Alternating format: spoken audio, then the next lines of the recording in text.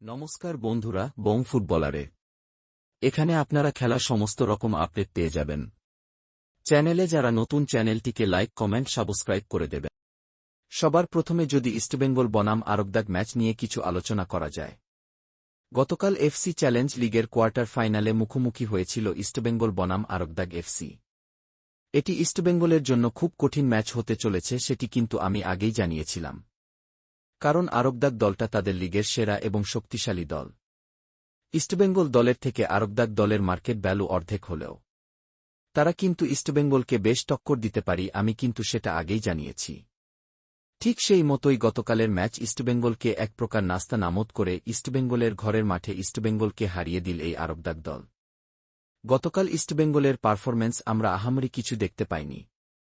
ISL এর last কিছু ম্যাচে এ পারফরম্যান্স ইস্টবেঙ্গলের থেকে আমরা দেখেছি, তা কিন্তু আমরা কালকের ম্যাচে কিছুই দেখিনি। গতকাল গোল করার অনেক সুযোগ আছে ইস্টবেঙ্গল দলের প্লেয়ারদের কাছে। মেসি, বাউলি, ডিমিত্রিয়াস ডায়মান্ডাকোসরা গোল করতে ব্যর্থ হয়। ইস্টবেঙ্গল দলের প্রধান স্ট্রাইকার ডিমিত্রিয়াস ডায়মন্ডকোজ গতবার আইএসএল এর টপ গোল স্কোরার।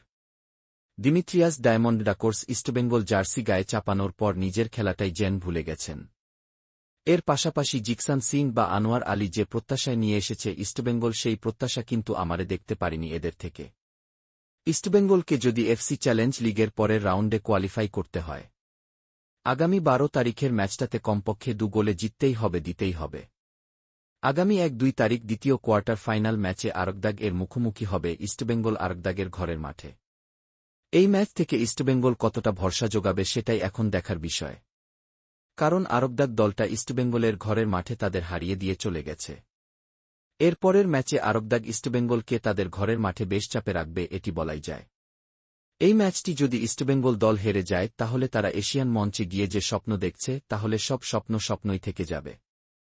ইস্টবেঙ্গল কি পারবে 12 তারিখ আরবদাগের বিরুদ্ধে 2 গোলের ব্যবধানে জিততে? আপনারা মতে কি মনে হয় কমেন্টে। নেক্সট আপডেটটা বেরিয়ে আসছে ডার্বি ম্যাচ নিয়ে। তোমরা জানো আইএসএল এর পরে শুরু হতে চলেছে 2025 সুপার কাপের টুর্নামেন্ট।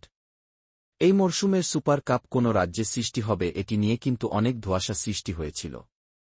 একসময় জানা গিয়েছিল কলকাতাতে সুপার কাপ টুর্নামেন্ট অনুষ্ঠিত হতে পারে।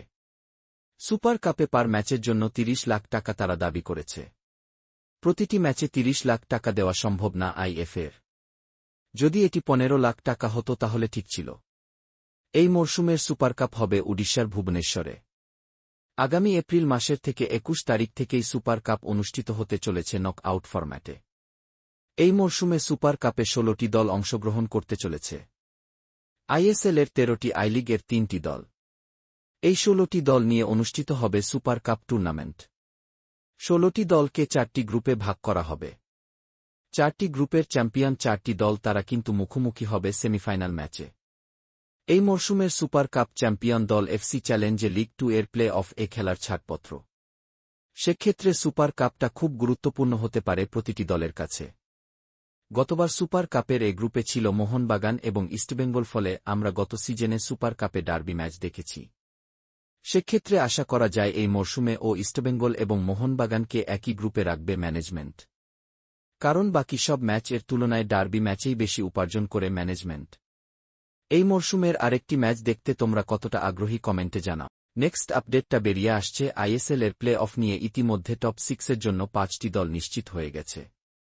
ষষ্ঠ দল হিসেবে লিস্টে রয়েছে মুম্বাই সিটি এফসি এবং Odisha FC. Mumbai City FC Odisha এফসির থেকে 2টি ম্যাচ কম খেলেও কিন্তু তারা একই পয়েন্টে রয়েছে। মুম্বাই সিটি এসসি তাদের বাকি থাকা 2টি ম্যাচের মধ্যে একটিতে জয় অথবা ড্র করলে টপ 6 পাকা হয়ে যাবে। তবে এবার প্রশ্ন হচ্ছে আইএসএল এর প্লে অফের ম্যাচ কবে থেকে চালু হবে। তবে তোমাদের জানিয়ে রাখি, আইএসএল এ প্লে অফ এ ম্যাচগুলি কবে হতে চলেছে, কোথায় হতে চলেছে, সেগুলো এখনও জানানো হয়নি আইএসএল ম্যানেজমেন্ট তরফ থেকে।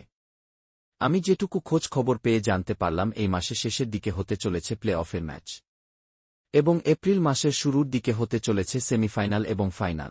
নেক্সট আপডেটটা বেরিয়ে আসছে মোহনবাগান দলের নতুন কোচের বিষয় নিয়ে। গত কয়েকদিন আগে এমবিএফটির তরফ থেকে যেমনটা জানানো হয়েছে, মোহনবাগান দলে আরও একজন নতুন করে আসতে চলেছে। সেই কোচ আসার পর গোটা দলে অনেক কিছু পরিবর্তন দেখা যেতে পারে। মোহনবাগান দলে ফিজিও ছাড়া আর কোনো পজিশনে চেঞ্জ করার কোনো কারণ নেই। আগামীতে মোহনবাগান দলের নতুন ফিজিও আসতে পারে। দলে কিন্তু একটা টিডিও আসতে পারে। যেহেতু পরে মরশুমে এশিয়া মানুষের খেলতে যাবে এবং এশিয়া মঞ্চে তাদের প্রতিষ্ঠিত করে তাদের লক্ষ্য। তার জন্যই মলিনার পাশাপাশি আরেকটি কোচ হলে দলের জন্য অনেকটা সুবিধা হবে। লাস্ট আপডেটটা বেরিয়ে আসে মোহনবাগান দলে বাঙালি ক্যাপ্টেন সুভাশিস বোসকে নিয়ে। এই মরশুমে গোল্ডেন বল জেতার দাবিদার আলাউদ্দিন আজারাই এর পাশাপাশি সুভাশিস বোস এই মৌসুমে 6টি গোল এবং একটি অ্যাসিস্ট করে ফেলেছেন এবং ডিফেন্সের গুরুত্বপূর্ণ ভূমিকা পালন করেছেন। যদি গোল্ডেন বল আলাউদ্দিন আজারাইকে দেওয়া হয় তাহলে সুভাশিস এর সাথে অবিচার করা হবে।